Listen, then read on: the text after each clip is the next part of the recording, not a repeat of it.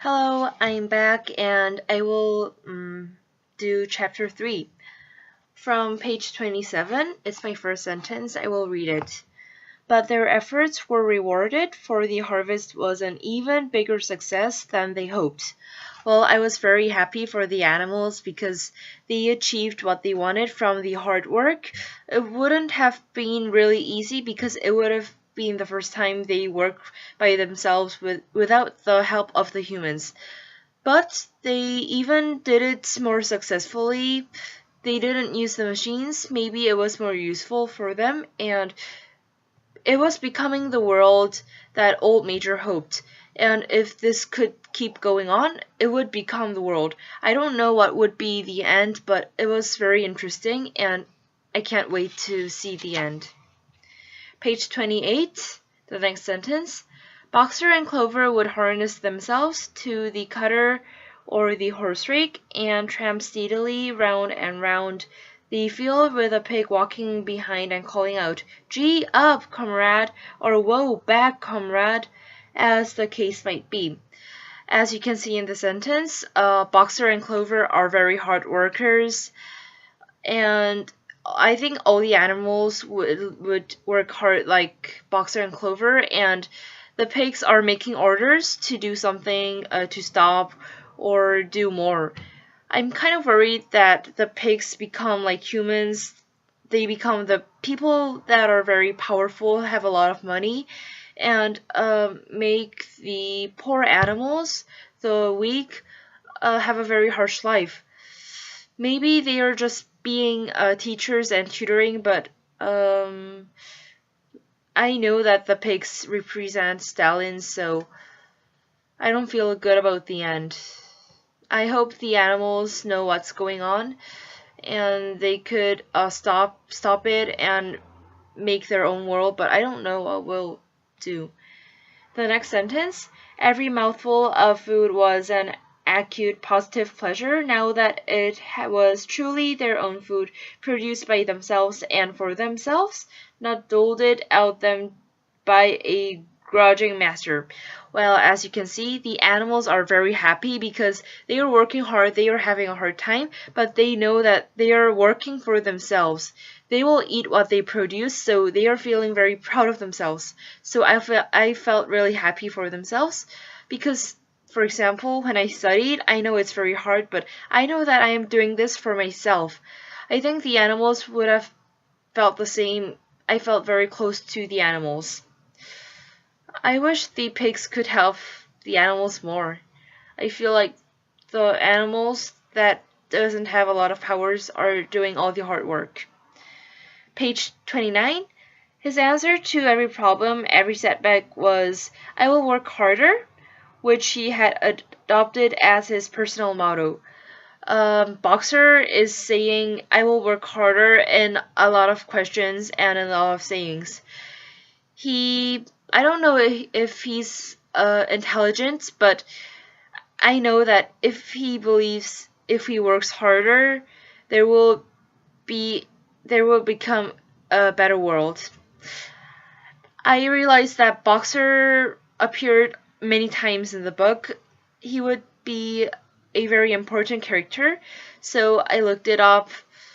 I searched for it on the charts, and yeah, he represented the male working class, the peasants of Soviet Union. Yeah.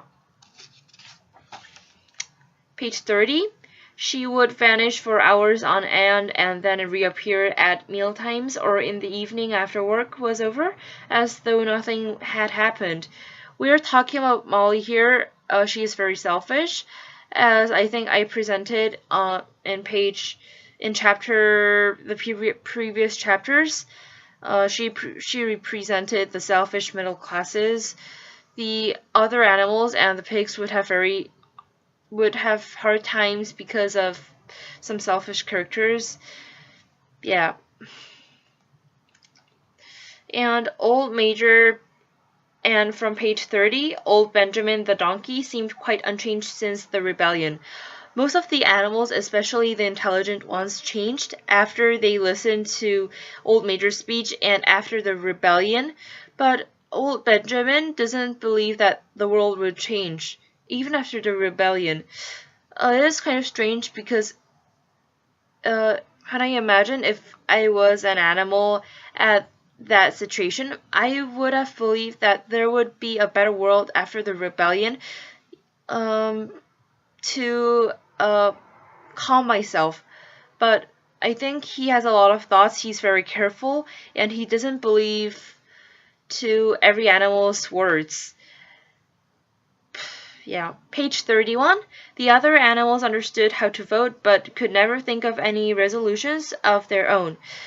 As I can see, the animals like having freedom, but I think that they don't know how to use it properly. I'm kind of worried because there was a rebellion between the human and the animals, and maybe there will be between the pigs, the strong, the dogs, and between other animals.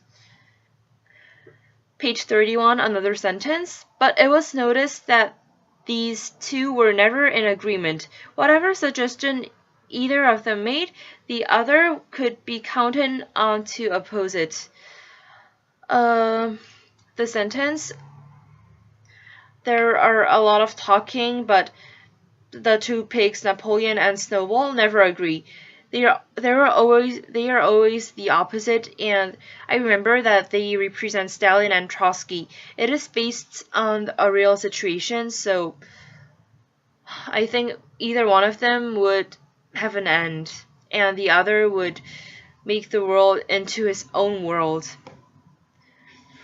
Yeah, I don't know who's going to win. It's very interesting. I'm very excited about it. It would be very fun, and yeah. Page 32. Snowball also busied himself with organizing the other animals into what he called animal committees. So Snowball is making like committees like the education or laying hand committees, and I think he is trying to get his power. He's not showing he is working for the other animals, but at the same time he is having power, he is gaining power, he loves getting stronger, and I know that he represented Trotsky, and I found out from Google that Trotsky also had committees in the Soviet Union just like Snowball. I'm very surprised.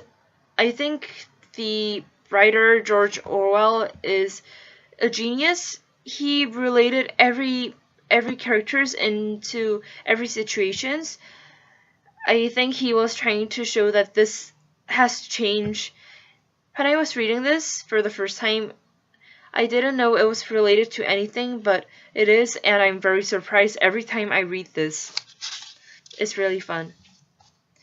Page 34. After much thought, Snowball declared that the 7 commandments could, in effect, be reduced to a single maxim, namely 4 legs good, 2 legs bad. So, in the story, there are 7 commandments, but most of the animals are having difficulty memorizing them, so Napoleon made it very short. 4 legs good, 2 legs bad. This means that they have to become aware of the humans. And a lot of animals find this very easy. They are repeating this, and I think they are remembering that they are on the side of the animals, not the humans. If this spreads to other animals, I know that there would be another rebellion or a big change. I don't know what's going on, but I'll keep on reading it. Page 35. As soon as they were weaned, Napoleon took them away from their mothers, saying that he would make himself responsible for their education. So the dogs Jessie and Bluebell had babies. Napoleon thinks educating the young very importantly. I think that he is trying to make the young that doesn't know about the situation into his side.